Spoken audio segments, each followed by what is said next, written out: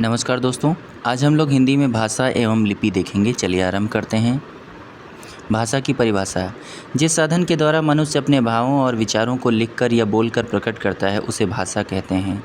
भाषा ध्वनि प्रतीकों की ऐसी व्यवस्था है जिसके माध्यम से किसी समाज के सदस्य परस्पर भावों और विचारों का बोलकर या लिखकर आदान प्रदान या संप्रेषण करते हैं। भाषा भावों या विचारों की अभिव्यक्ति का प्रमुख साधन है। भाषा के रूप। भाषा के दो रूप होते हैं, मौखिक और लिखित। मौखिक भाषा भाषा का बोलचाल रूप है। इस भाषा की आधारभूत इकाई ध्वनि है। इस भाषा का प्रयोग प्रायः तभी किया जाता है जब श्रोता वक्ता के सामने होता है।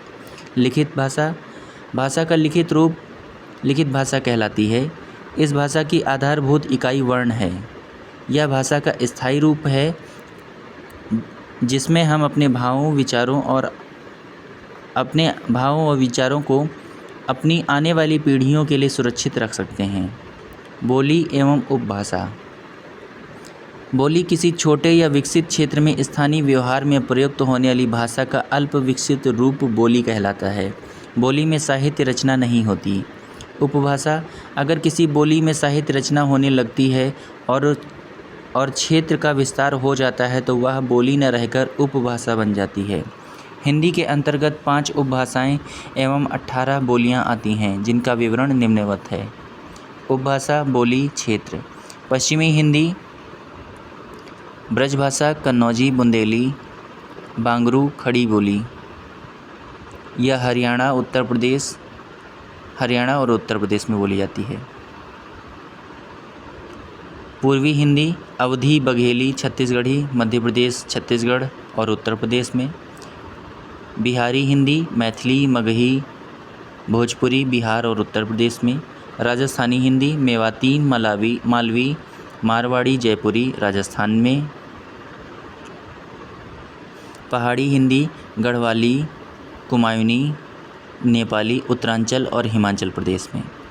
खड़ी बोली जिस रूप में आज हिंदी बोली और समझी जाती है वह खड़ी बोली का साहित्यिक भाषा का रूप है जिसका विकास मुख्यतः 19वीं शताब्दी में हुआ। खड़ी बोली का प्राचीन रूप 10वीं शताब्दी में मिलता है, लेकिन 14वीं शताब्दी के प्रारंभ में अमीर खुसरो द्वारा पहली बार खड़ी बोली हिंदी में पहेलियाँ व मुकरियाँ रची गईं। मध्यकाल तक खड़ी बोली मुख्यतः बोलचाल की भाषा में ही रही, साहित्यिक भाषा के रूप में नहीं। इसका अर्थ यह था कि उस युग में ब्रजभाषा आपके काव्य की भाषाएं थीं।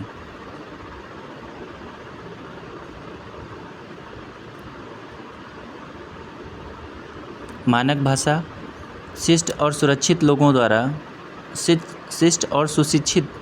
लोगों द्वारा निश्चित प्रयुक्त तथा व्याकरण सम्मत भाषा रूप ही मानक भाषा कहलाती है।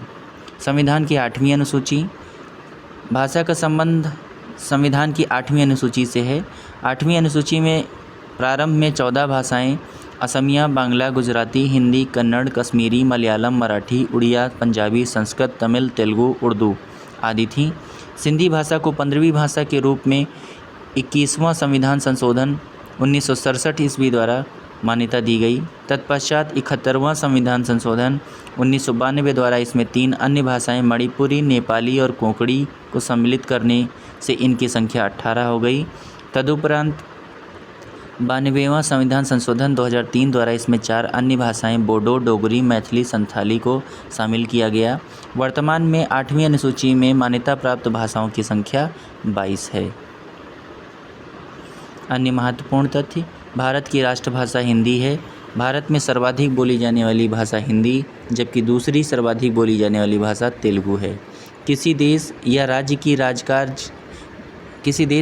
की राजकाज के लिए प्रयुक्त भाषा राजभाषा कहलाती है। 14 सितंबर 1949 को भारत की संविधान सभा ने अनुच्छेद 343 के अंतर्गत हिंदी को भारत संघ की राजभाषा के रूप में स्वीकार किया। राजभाषा आयोग का प्रथम गठन 1955 में किया गया जिसके अध्यक्ष बीजी खरे थे। भारत की प्राचीन भाषाएं पाली और प्राकृत हैं। विश्व की सबसे प्राचीन ज्ञात लिखित भाषाएं सुमेरियन हैं। भाषाई आधार पर गठित सर्वप्रथम राज्य आंध्र प्रदेश है। भाषा की लिपि की परिभाषा। मौखिक ध्वनियों मौखिक ध्वनियों को लिखित रूप में प्रकट करने के लिए निश्चित किए गए चिन्हों को लिपि कहा जाता है, अर्थात किसी भाषा को लिखने का ढंग लिपि है। प्रायः हर भाषा की अपनी लिपि होती है, जैसे हिंदी देवनागरी लिपि में लिखी जाती है, पंजाबी गुरुमुखी लिपि में, अंग्रेजी रोमन लिपि में, उर्दू फारसी लिपि में, बंगला लिपि में लिखी जाती है, अरबी लिपि में लिखी जाती है। फारसी लिपि दाईं से बाईं ओर लिखी जाती है। देवनागरी और रोमन लिपि बाएं से दाईं ओर लिखी जाती है।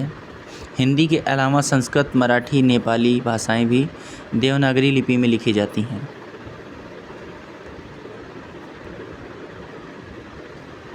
चीनी और जापानी लिपियां ऊपर से नीचे की ओर लिखी जाती हैं।